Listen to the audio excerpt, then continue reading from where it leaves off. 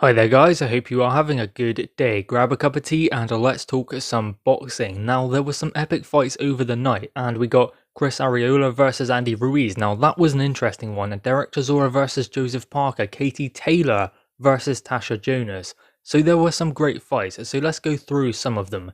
Let's start with Joseph Parker and Derek Chisora. Split decision victory for Joe Parker, who kinda came on strong later in the contest. I noticed how this fight, with regards to the pacing, was similar to the Dillian White fight in some ways.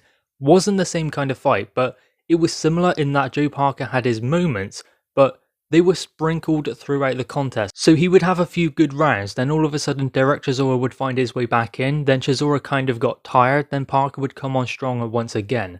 I thought that we were going to see a different kind of Joseph Parker. He was quite similar to past times, but there were a few adjustments in there. He was working a lot more. But it just seemed like Joseph Parker really struggled to get going, especially after that early knockdown. But he did warm into the fight and more eye-catching shots were coming from him, as opposed to Derek Chisora, who just wanted to turn it into a dogfight, a street fight. And I'm not entirely sure that Joe Parker wanted to do that. He would rather show his boxing skill and ability and look for the better shots, but you can't always do that when there is someone like Chisora in front of you, pushing you to make it a fight. And ultimately at the end of the day, it just got dragged to a decision victory for Joe Parker. Now, Joseph Parker, I would say, won the fight. I would say that he'd done enough just based off of the shots he picked and the ones that he landed and the cleaner work, but I wouldn't argue if Derek Chisora got the nod because I think that he'd done enough to make a case for the victory. So therefore, I wouldn't have argued had it gone either way. Now, Derek Chisora does seem keen to have a rematch with Joe Parker, which is something they can explore because it was an entertaining fight. Now, the eyes were going to be on Joseph Parker to see what adjustments he had made with his new trainer Andy Lee, and are we going to see a different Joseph Parker, one who is less reluctant to get involved and kinda doesn't hold like he did in the Junior Far fight. I mean, if we got that kind of performance, that would not have been enough against Derek Chisora. I think that we saw subtle differences. He's still a similar kind of fighter and he has this kind of, I don't know, it's almost like he's really nice.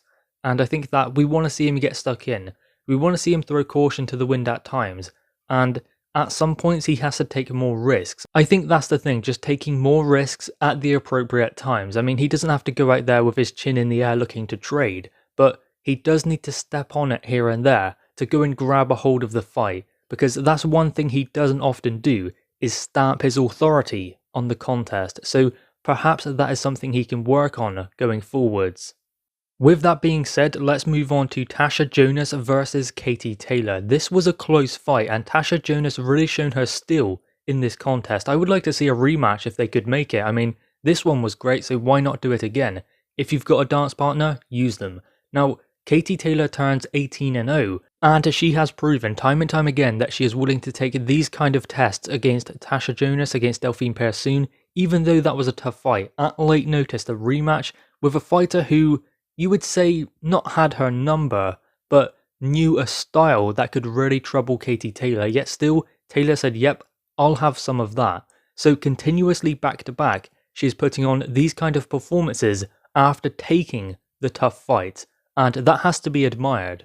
I think that it is a great advertisement for women's boxing, but not only that, I can't really remember a bad Katie Taylor fight. I mean, she hasn't been on her form in some contests maybe, but I don't think we've seen a bad Katie Taylor fight where we thought, well, this is boring.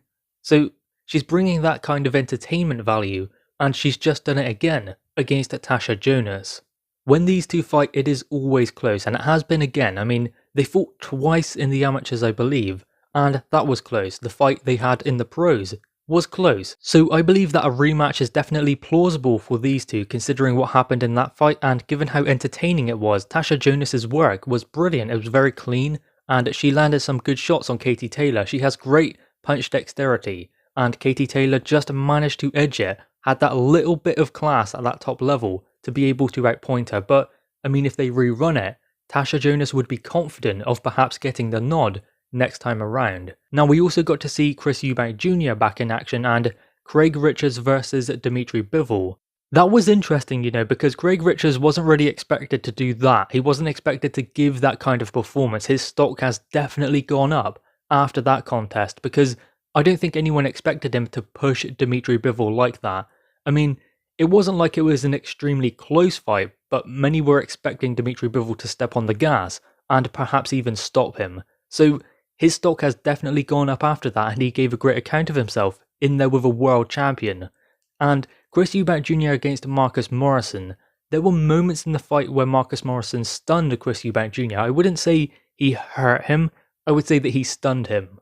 And Eubank said after the contest he decided that he wasn't going to go after him, he wasn't looking to stop him, he wanted to get some rounds in. I would say that it was the jab and the power that perhaps kept him off. I think it was that as well as wanting rounds, perhaps, because I do believe that he wanted rounds, but I'm not entirely sure that if the stoppage victory is there, he's just going to say, no, I'm going to go 12 rounds. I mean, very, very few fighters are going to do that.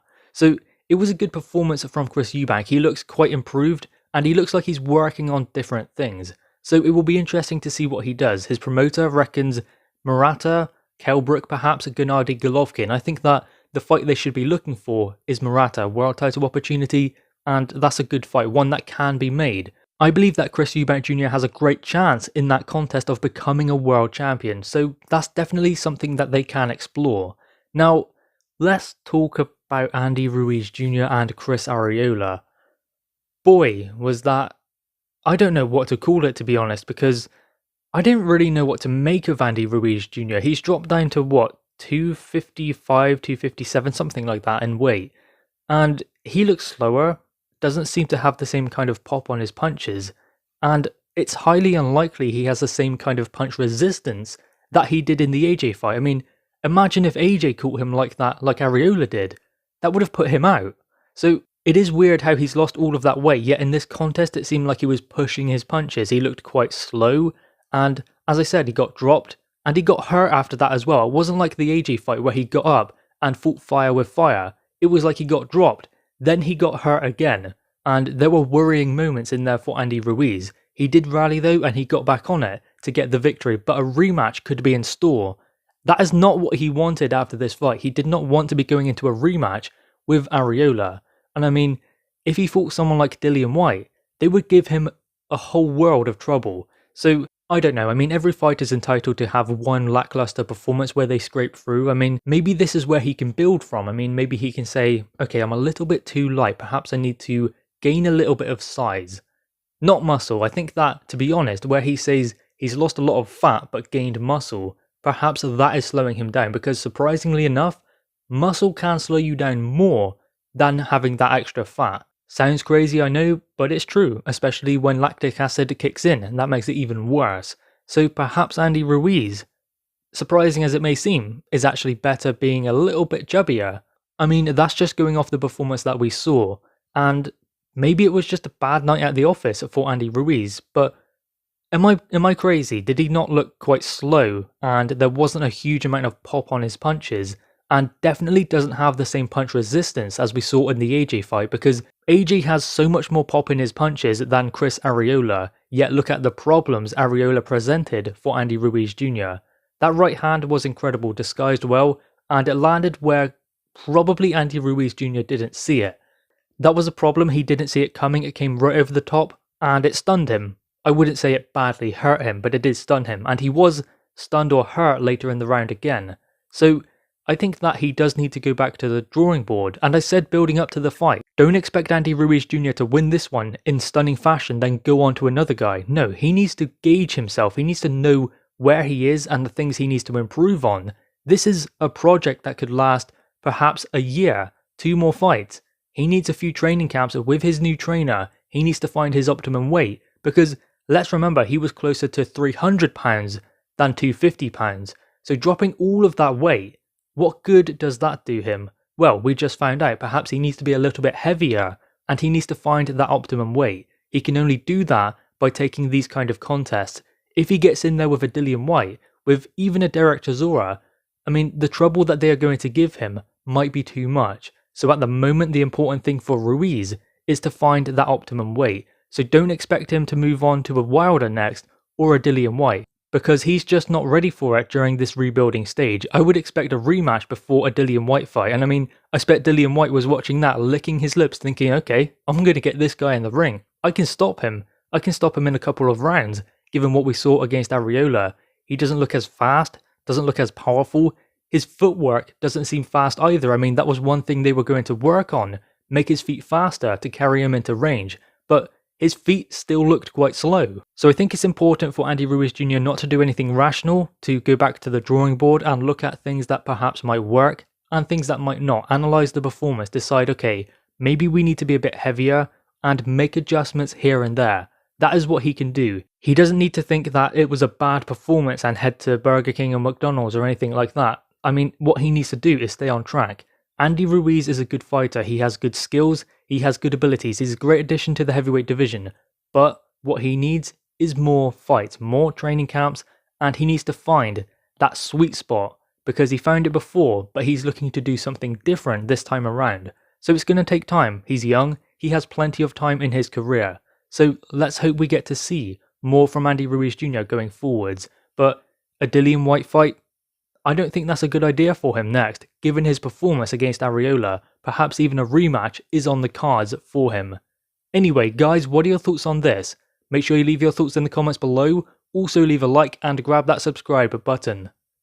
Thanks, guys.